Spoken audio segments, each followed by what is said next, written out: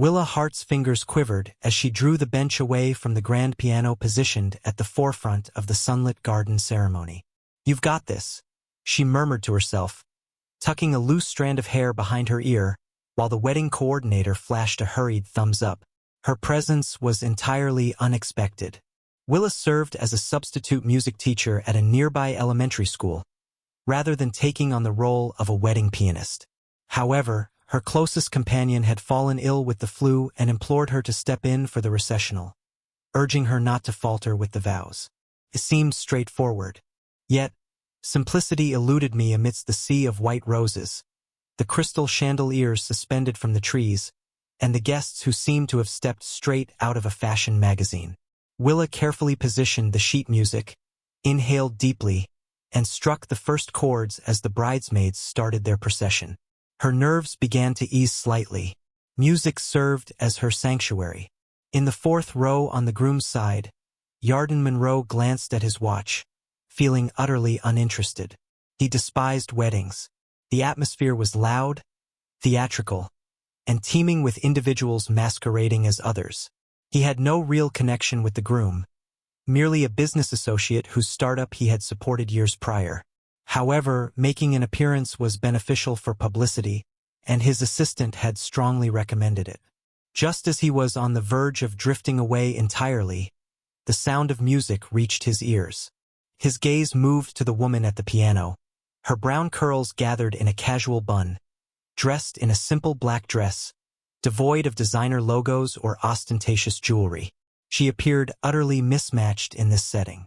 And yet, she performed as if she commanded the moment. Yarden leaned in, curiosity piqued. Willa remained oblivious to his presence. She was overly concerned with avoiding any missteps in her interpretation of Beethoven. The ceremony passed in a blur, and suddenly, the couple exchanged their vows with a heartfelt, "I do." The audience erupted in applause as she struck the final chord. A wave of relief enveloped her. As she began to gather her belongings, the wedding planner hurried over. "Is it possible for you to perform during the cocktail hour as well?" The string quartet found themselves ensnared in traffic. "Your fee will be doubled." Willa paused, uncertainty flickering in her mind. She intended to depart immediately afterward. However, a little more cash would be beneficial, and she was reluctant to return to her cramped apartment just now. "Of course," she replied. "Simply direct me to the location." 10 minutes later, she found herself nestled in a corner beneath a white canopy, the gentle strains of soft jazz filling the air as guests mingled, sipping champagne and savoring oysters. She averted her gaze, striving to blend into the background. Yarden observed her from the bar. He was unable to halt his actions. He overlooked women like that. He was involved with models, influencers, and women who desired yachts and diamonds, and they certainly knew how to articulate their wishes. Yet this pianist? She appeared as though she was an outsider, indifferent to her surroundings. "You're gazing," his cousin whispered beside him. "Enough," Yarden murmured, dismissing him with a wave. He bided his time until her performance concluded, then approached her. "Nice playing," he remarked nonchalantly, moving closer as she grabbed her jacket. Willa glanced upward, taken aback. The man standing before her was tall, with a chiseled jawline, dressed in a suit that likely exceeded her monthly rent. His eyes were a striking steel blue that left her feeling oddly vulnerable. "Thank you," she replied with a hint of hesitation. "So, you're not someone who plays the piano at weddings, right?" he inquired. She fluttered her eyelashes. "Is it really that apparent? Your performance conveys a genuine passion for the music. Many individuals in this place seem primarily focused on their earnings." Willa found herself at a loss for words. She had never encountered strangers engaging her in conversation, especially not men of this sort. "I'm Yarden," he said, extending his hand. "Best man for the groom." "Willa," she responded, giving it a shake. His hold was warm, assured. "Replacement at the 11th hour." "Well, Willa the substitute," he remarked, his eyes sparkling. "May I offer to buy you a drink? In appreciation for rescuing the ceremony from a musical catastrophe." She paused, uncertainty flickering in her mind. Her ingrained instincts urged her to decline, to remain unnoticed and blend into the background. Yet there was an intriguing quality about this man that piqued her interest. "Of course," she replied, catching herself off guard. They strolled to the garden's edge, where a quaint little bar awaited them. He requested a cocktail that was completely unfamiliar to her. She ordered a refreshing sparkling water. "What exactly is it that you do?" he inquired. "I teach music at a public school," she said, cradling her glass. "Mostly recorders and middle school drama." Yarden beamed. "That clarifies the endurance. So, what's your profession?" she inquired, tilting her head slightly. He took a moment, then gave a slight shrug. "I put my resources into various ventures, including startups, technology, and real estate." She narrowed her eyes. "It's akin to a venture capitalist, something along those lines." She refrained from insisting. He found that appealing. They found themselves engaged in a conversation that stretched for more than an hour, delving into music, literature, and the hidden fears surrounding weddings. Willa brought out laughter in him like no one else had in ages. As the sky transformed into a golden hue and the guests began to depart, she felt a deep yearning for the night to linger on. "I should go," she said, glancing at the time. "I need to arrive at school bright and early tomorrow." Yarden stood beside her. "Allow me to accompany you to your vehicle." She paused once more, then gave a slight nod. As they arrived at her battered hatchback, he glanced at the car, then turned his gaze to her. "I would like to see you again," he said, his tone shifting to one of unexpected gravity. Willa's eyes fluttered in surprise. "What is the reason behind this?" Yarden smiled broadly. "Because you are genuine. It feels like ages since I've encountered someone genuine." She bit her lip, her heart racing with intensity. "Understood." He retrieved a tiny card from his wallet. "Dial this number. It will come directly to me." She accepted it, lingering in uncertainty about whether this was merely a figment of her imagination. As she drove away, Yarden observed the fading glow of her taillights vanish into the distance. He couldn't quite put his finger on it when it came to her. Yet he was certain of one thing. He was determined that Willa Hart would not be merely a fleeting exchange. Willa lingered by the school auditorium, holding a bundle of sheet music close to her heart, while the sounds of children's laughter danced through the corridor. A week had slipped by since the wedding. After 3 long days of anticipation, she finally decided to call the number Yarden had provided her. He picked up on the first ring and proposed they get together for coffee. Yet, rather than a cozy cafe, he had arranged for a car with tinted windows, complete with a driver who opened the door for her as if she were a queen. It was 2 days prior. Her mind wandered back to him at the most inopportune times, like when a third grader broke a violin string or when the principal inquired if she was interested in applying for a full-time position next semester. She endeavored to maintain a low profile, just as she consistently did. Yet a change was in the air. Upon entering the auditorium to practice for the spring recital with her students, she felt her phone vibrate in her coat pocket. She waited until the rehearsal was over to check it. The note said, "Dinner this evening. Car will be sent at 7. Choose an outfit that resonates with your personal style." No signature provided. However, she found it unnecessary. That evening, Willa found herself motionless before her closet. She had no designer gowns or glittering clutches in her possession. Her most suitable choice was a classic navy dress that fell just below the knee. She matched it with the last pair of heels she hadn't given away and wished for steady footing. The identical black car arrived precisely on schedule.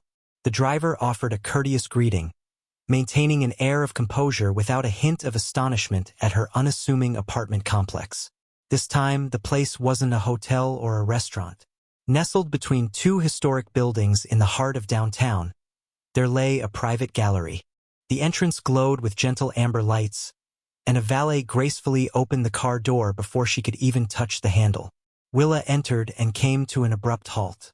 The whole area was devoid of anything. Only the soft glow of carefully arranged lighting illuminates the space, creating golden shadows that dance across the expansive abstract artworks.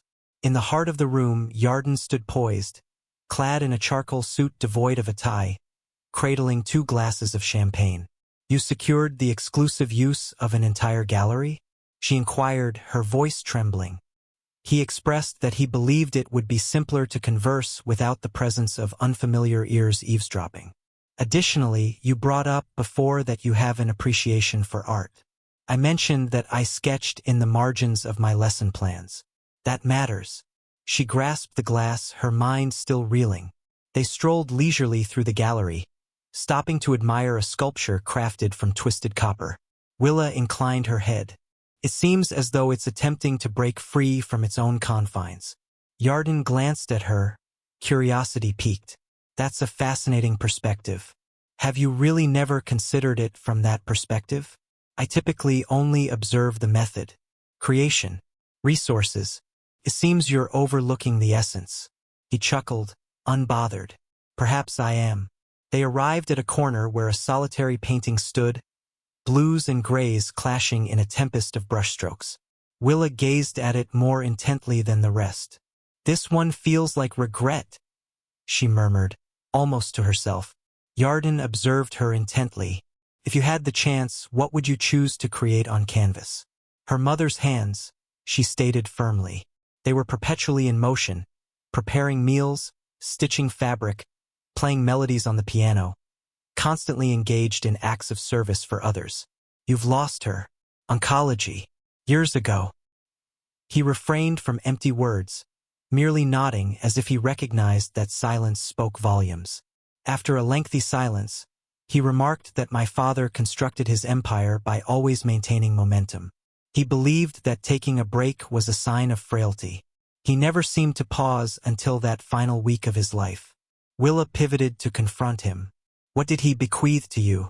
Mastery over all things, Yarden stated plainly, yet possessing scant understanding of how to wield it. She observed him closely, detecting a hint of something concealed in his eyes, a detail she had overlooked during the wedding. Is that the reason you find yourself amidst constant clamor? He blinked, taken by surprise. What sound? Occurrences. Individuals. Agreements. Interruptions. You're concealed right before our eyes. His jaw clenched ever so slightly. He released a breath. You have a point. They strolled over to a quaint table positioned by one of the windows. A personal chef appeared momentarily to present 2 courses, then vanished once more. The meal was remarkable, yet Willa hardly paid attention. The dialogue had evolved, moving away from the superficiality of first impressions to a more intimate exchange, as if 2 individuals were gradually uncovering their true selves. What is the significance of music? Yarden inquired between bites. It was the sole thing that truly resonated, she remarked. In the midst of chaos, music remained steadfast and instructing, because I longed to hold significance in someone's life. He took his time to reply. In that case, you proceed. She raised her gaze gradually, her heart fluttering. You hardly know me at all. I can sense the subtle changes in the atmosphere you create. Her breath hitched. She had never quite adjusted to the feeling of being in the spotlight. He rose to his feet and extended his hand. Join me on this journey. She trailed behind him as he slipped through a concealed door at the rear of the gallery. A rooftop garden emerged, adorned with lavender and twinkling fairy lights. The city shimmered in the distance. He mentioned that this was constructed during the renovation. I visit this place when I sense my viewpoint slipping away. Willa strolled to the brink, allowing the wind to tousle her hair. You seem like the type who maintains composure effortlessly. I do, he said softly. More frequently than you might realize. She pivoted in his direction. The breeze caused her dress to flutter gracefully, reminiscent of flowing water. So what anchors you? I'm not sure at this point, he confessed. However, I believe I could be observing it. The space that separated them dissolved in an instant. His hand brushed against hers, hesitant yet assured. As he leaned closer, she remained still, not retreating. The kiss unfolded gradually. In pursuit, it seemed as though neither of them was eager to hurry things along. As they separated, he leaned his forehead gently against hers. Convince me this isn't merely a fleeting instance. She hesitated before responding. I still can't quite put my finger on it, she whispered. Yet it doesn't seem diminutive. He took a step back, his thumb gliding softly along her cheek. Let's make the most of it. They lingered on the rooftop long after the city had fallen silent. Neither of them uttered the term future. Yet, an unspoken change had occurred between them, an unseen bond growing stronger, and neither was willing to release their grip. Willa entered the lobby of the towering glass structure, her heart racing as if she had just sprinted a mile. This was not a date, or perhaps a dinner, a rooftop garden adorned with twinkling fairy lights. This was a whole different experience. Yarden had reached out to her the previous evening, requesting a meeting at his office that afternoon. He remained silent about the reasons, merely expressing a desire for her to witness something. The receptionist welcomed her with a polished friendliness and pointed her toward the elevator. As it ascended, Willa glimpsed the city unfurling below her, the very city she navigated by bus, sidestepped tourists in, and imparted music lessons to each weekday. Yet from this vantage point, it appeared to be a completely different realm altogether. The elevator slid open to reveal an expansive office suite. Vast windows reached from floor to ceiling, showcasing the skyline as if it were a masterpiece, while deep walnut floors extended gracefully throughout the space. A transparent barrier separated the workspace from a cozy lounge area, where Yarden stood with sleeves rolled up, gazing out at the scenery. She paused at the entrance, an unexpected sensation washing over her, as if she had wandered into a scene not meant for her. "You came," he said, not bothering to look up. She confessed that she nearly didn't. "What is the reason?" As she approached him with measured steps, she confessed, "I have no idea what this is. Standing here feels like I'm on the verge of receiving a script I never tried out for." He pivoted, his face a mask of mystery. "I have no intention of casting you in anything." Willa crossed her arms. "So what brings me here, Yarden?" He strolled over to the bar cart, filled 2 glasses with water, and offered her one. "I've been reflecting on the past few days. Concerning you, it's about the unexpected arrival of someone who shifts everything around without a word of permission." She arched an eyebrow. "I left everything as it was." "You didn't have to," he remarked, easing himself into one of the leather chairs. "You simply appeared. And in an instant, all the notions I held about my existence began to unravel." She positioned herself opposite him, legs elegantly crossed, her gaze steady and unyielding. "You brought me here to share your uncertainty?" He let out a brief chuckle. "Negative. I brought you here to reveal something to you." He rose and approached a polished cabinet by the window, deftly unlocking it with a tiny key he retrieved from his pocket. He reached inside and pulled out a rectangular leather folder, presenting it to her with a subtle gesture. Willa eased it open, taking her time. Within lay architectural blueprints, renderings, and various documents. The title proclaimed the Heart Music and Arts Initiative. She gazed intently. "What is this all about?" "It's a concept that's been on my mind for some time," he remarked. "However, I was uncertain about what it was meant to be. It wasn't until our paths crossed." Her gaze swept over the documents. A venue for showcasing talent. A vibrant hub for musical exploration and learning. A fund for scholarships. "This is genuine." "Absolutely. I wish to provide financial support for it." "Completely." She shut the folder with a decisive motion. "What is the reason?" "There are young minds waiting for the opportunity to explore what you experienced. Since I possess an abundance of wealth that surpasses my requirements. And if I fail to create something significant with it, what's the purpose?" She placed the folder down with great care. "This doesn't seem like a romantic gesture, does it?" He replied softly, "No, this is a project I aspire to create. However, I would appreciate your thoughts. Please assist me in creating the design. Form it. Ensure it holds significance." She gazed at him, probing for any hint of arrogance or deceit. Yet all she perceived was genuine intent and perhaps a hint of trepidation. "You certainly go all in, don't you?" she inquired. He declined, stating, "No, I don't operate like that." She rose and made her way to the window, gazing out at the bustling streets beneath her. If I agree, it's not out of a desire to be saved. I wouldn't ask you to be, he said from behind her. You can't just make me a symbol, Yarden. I am not merely a representation. I'm aware of that.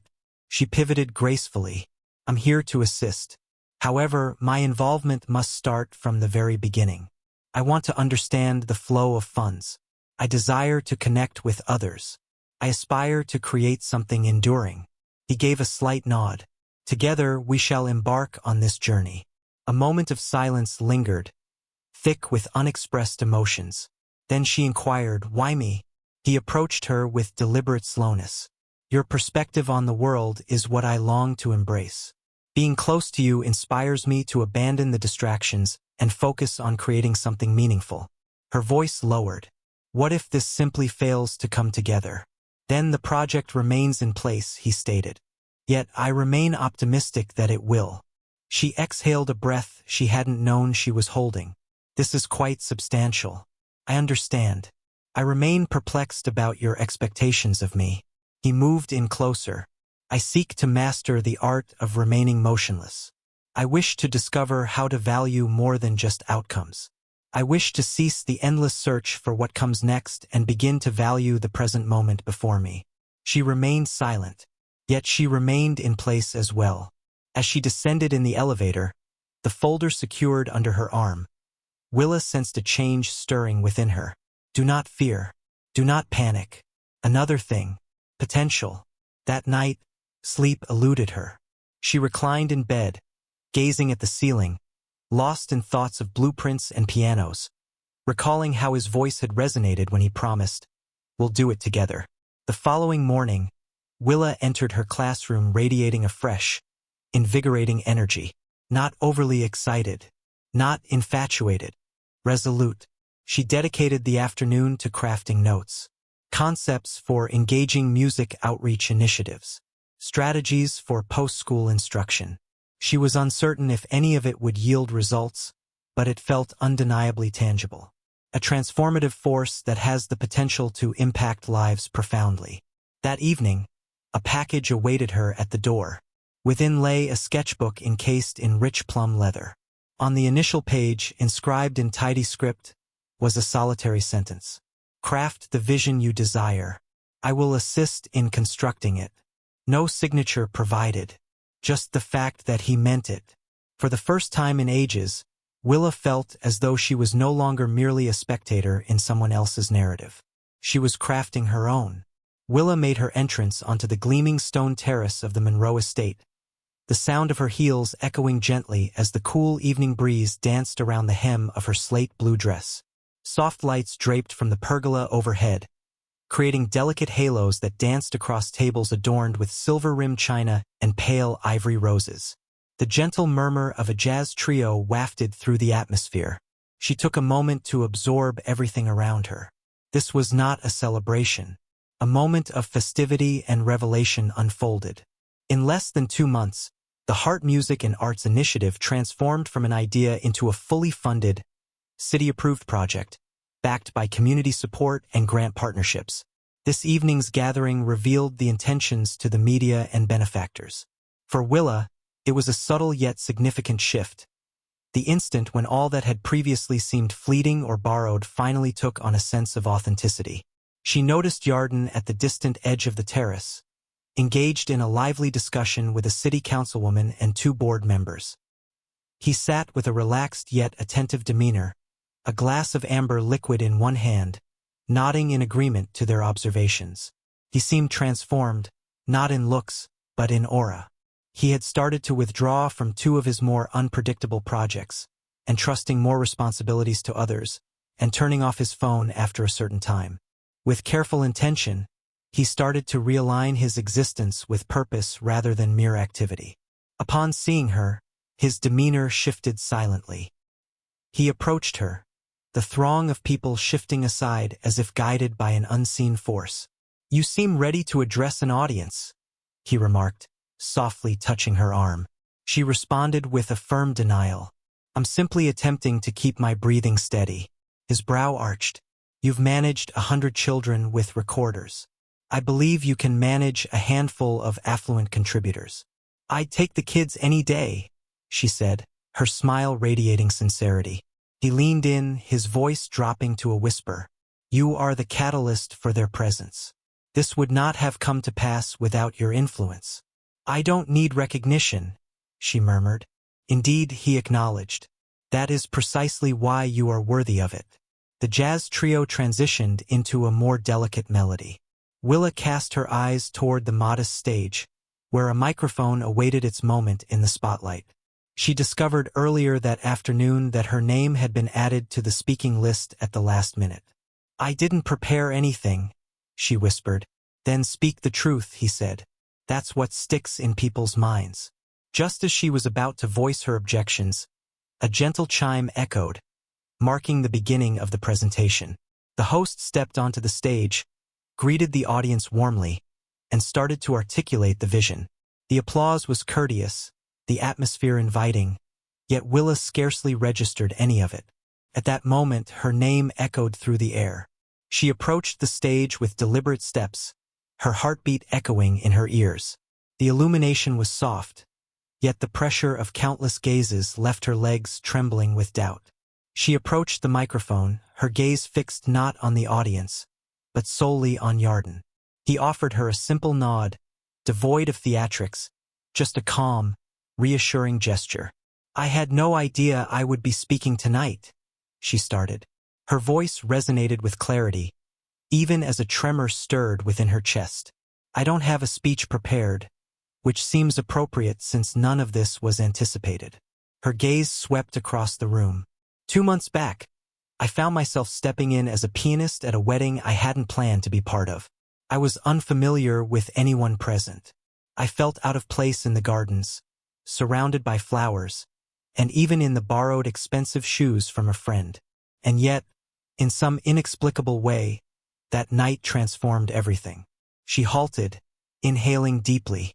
"I have dedicated a significant portion of my adult years to the notion that remaining silent and not demanding too much would safeguard me from loss. However, such a sense of security is not without its price. Confines you. It hinders your ability to dream."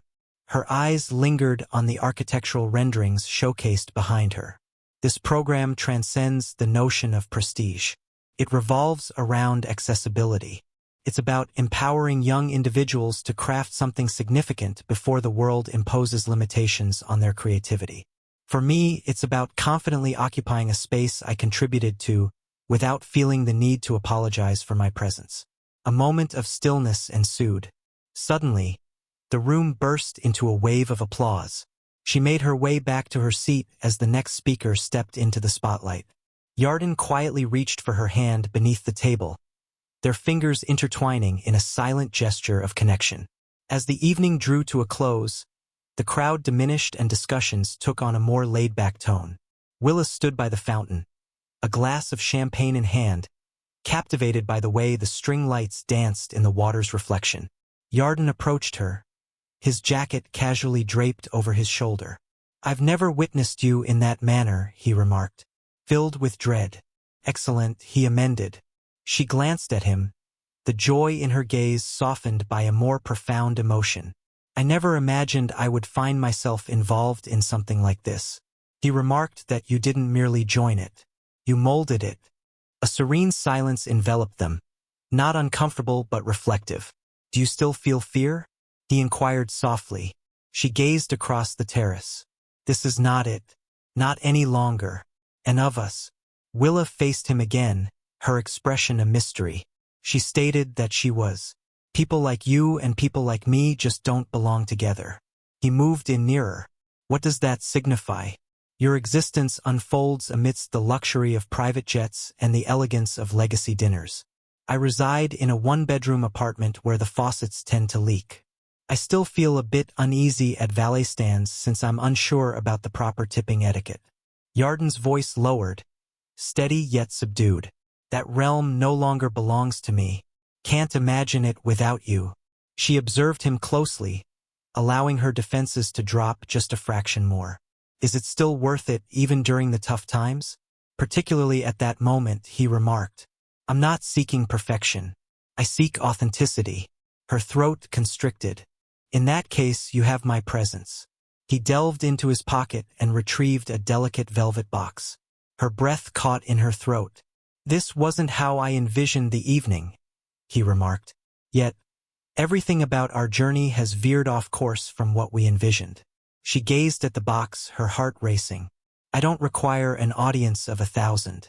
I have no use for flesh. Yet I truly require your presence.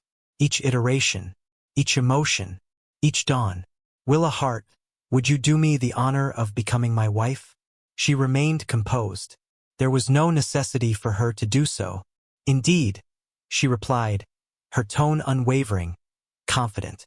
He gently placed the ring upon her finger. It was neither grand nor showy. It was breathtaking in its elegance, much like her.